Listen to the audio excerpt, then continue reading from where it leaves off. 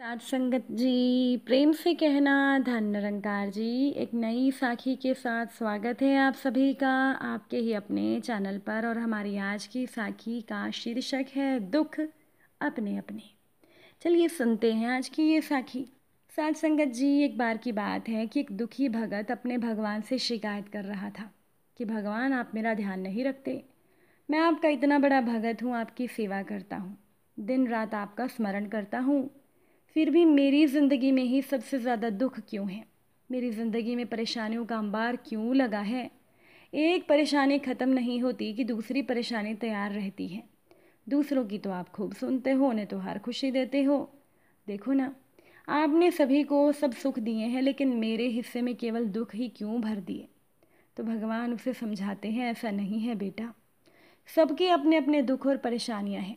अपने कर्मों के अनुसार हर एक को उसका फल मिल रहा है। ये तो तुम्हारी केवल गलत फहमी है। लेकिन नहीं, वो भगत तो सुनने को राजी ही नहीं था। अब आखिरकार रोज रोज की बातें सुनकर अपने इस नादान भगत को समझा समझा कर थक चुके भगवान ने एक उपाय निकाला। भगवान बोले, कोई बात नहीं, ठीक है, मैं तुम्हें एक मौका और देता हूँ अपनी किस्मत बदलने का। ये देखो, यहाँ पर एक बहुत बड़ा सा पुराना पेड़ है। इस पर सभी ने अपने अपने दुख, दर्द, परेशानियां, तकलीफ़ें, दरिद्रता, बीमारियां, तनाव, चिंता सब एक पोटली में बांध कर इस पेड़ पर लटका दिए हैं। जिसे भी जो कुछ भी दुख हो वो वहाँ जाए और अपनी पूरी परेशानियों की पोटली बनाकर उस पेड़ पर टांग दे। तुम भी ऐसा ही करो, इससे तुम्हारी समस्या का हल हो जाएगा। अब वो भगत तो खुशी के मारे उछल पड़ा, कहने लगा, धन्य है भगवान आप तो, मैं भी जाता हूँ। तभी भगवान बोले, लेकिन मेरी एक छोटी सी शर्त है। तो भगत ने कहा, कैसी शर्त भगवान? तो भगवान बोले कि तुम जब अपने सारे दुखों की, परेशानियों की पोटली बनाकर उस पेड़ पर टांग चुके होंगे ना, तब उस पेड़ पर पहले से ही लटकी हुई किसी भी पोटली को तुम्हें अपने साथ लेकर आना होगा, तुम्हारे लिए। अब ये बात उस भगत को थोड़ी अजीब लगी, लेकिन उसने सोचा चलो ठीक है। फिर उस भगत ने अपनी सारी दुखों की, परेशानियों की, समस्याओं की पोटली बना दी, पेड़ पर टांग दी। कहने लगा कि चलो एक काम तो हो गया, मुझे जीवन में कोई चिंता नहीं। लेकिन भगवान ने कहा था कि एक पोटली जाते समय साथ ले जाना। तो भगत सोचने लगा कि मैं कौन सी पोटली लेकर जाऊं। एक छोटी सी पोटली को देखकर भगत ने सोचा कि ये छोटी वाली ठीक रहेगी। लेकिन अगले ही पल उसे ख्याल आ गया कि न जाने इस पोटली में क्या होगा, चलो दूसरी ले लेता हूँ। दूसरी पोटली को देखकर उसके मन में विचार आ गया, अगर इसमें गंभीर बीमारी निकली तो क्या होगा। फिर उसने सोचा, ना जाने ये पोटली किसकी है और उसमें क्या दुख दर्द भरे होंगे। तो वो बेचारा भगत तो बहुत बड़ी परेशानी में पड़ गया। वो सच में परेशान होकर बोला कि बंद मुट्ठी लाख की, खुल गई तो खाक की।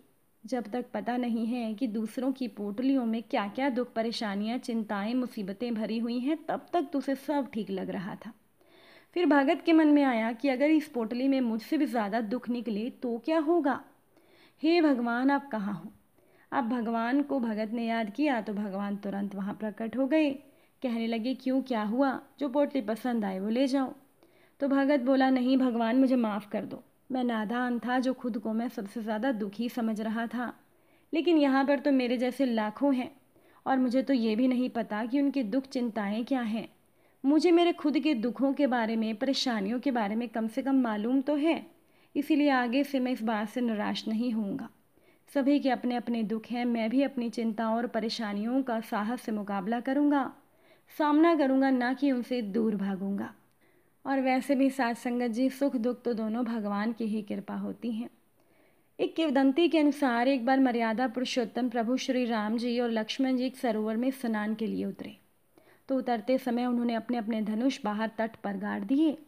तो जब वो स्नान करके बाहर निकले तो लक्ष्मण जी ने देखा कि उनकी धनुष की नोक पर रक्त लगा हुआ था। उन्होंने भगवान श्री राम से कहा, भ्राता, लगता है कि अनजाने में कोई हिंसा हो गई। अब दोनों ने मिट्टी हटाकर देखा तो पता चला कि वहाँ पर एक मेंढक मरणासन पड़ा है। भगवान राम जी ने करुणावश मेंढक को कहा, तुमने आवाज़ क्यों नहीं दी?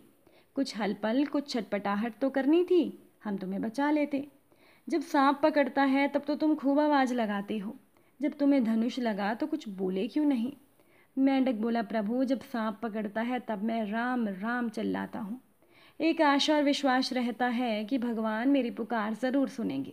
पर आज जब देखा कि साक्षात भगवान श्री राम जी स्वयं धनुष लगा रहे हैं तो आप ही बताइए मैं किसे पुकारता। आपके सिवा मुझे तो किसी का नाम याद नहीं आया, बस इसे ही अपना सौभाग्य मानकर मैं चुपचाप दर्द सहता रहा। साध संगत जी, इस साखी का सार यही है कि जो सच्चे भगवान के भगत होते हैं वो जीवन के हर एक पल को भगवान का आशीर्वाद मानकर उसे स्वीकार करते हैं। सुख और दुख भगवान की ही कृपा और कोप का परिणाम ही तो है। साध संगत जी, इसी तरह से एक बार माँ पार्वती ने भी भगवान शिव को बोला कि भगवान, मैंने पृथ्वी पर देखा है, जो पहले से ही दुखी हैं आप उन्हें और दुख दे देते हो, और जो सुख में हैं आप उन्हें दुख नहीं देते। तो भगवान ने इस बात को अच्छे से समझाने के लिए माँ पार्वती को धरती पर चलने के लिए बोला। दोनों ने इंसानी रूप में पति पत्नी का रूप धारण किया और एक गांव के पास अपना डेरा जमाया।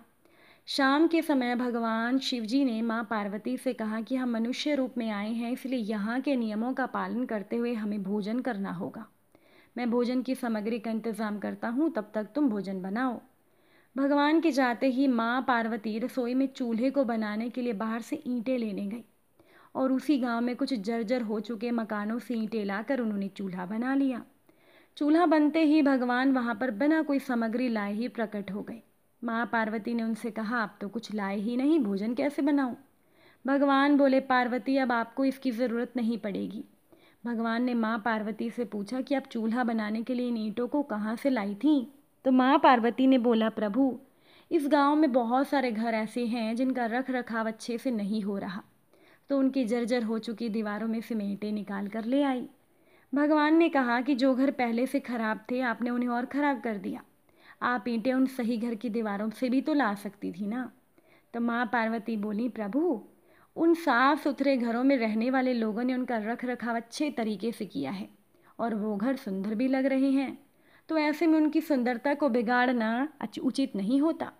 तो भगवान शिव जी बोले, पार्वती, यही आपके द्वारा पूछे गए प्रश्न का जवाब है।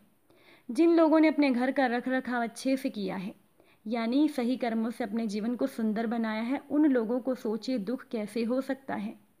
मनुष्य के जीवन में जो भी सुखी हैं वो अपने कर्मों के द्वारा सुखी हैं, और जो दुखी हैं वो भी अपने कर्मों के द्वारा ही दुखी हैं। इसीलिए हर एक मनुष्य को अपने जीवन में ऐसे कर्म करने चाहिए जिससे कि इतनी मजबूत और खूबसूरत इमारत खड़ी हो जाए कि कभी भी कोई भी उसकी एक भी ईंट ना निकाल पाए। सुख और दुख दोनों ही भगवान की देन है, इसीलिए इन्हें बराबर समझें और अपना जीवन निभाएं। अगर आज की ये साखी आप सभी को अच्छी लगी हो, वीडियो को लाइक शेयर ज़रूर कर दीजिएगा। और साथ संगत जी, अगर आप हमारे चैनल पर नए हैं तो हमारे चैनल को सब्सक्राइब ज़रूर कीजिएगा। आप सभी से फिर से मुलाकात होगी नई साखी और नए विचारों के साथ। साथ संगत जी, प्यार से कहना, धन निरंकार जी।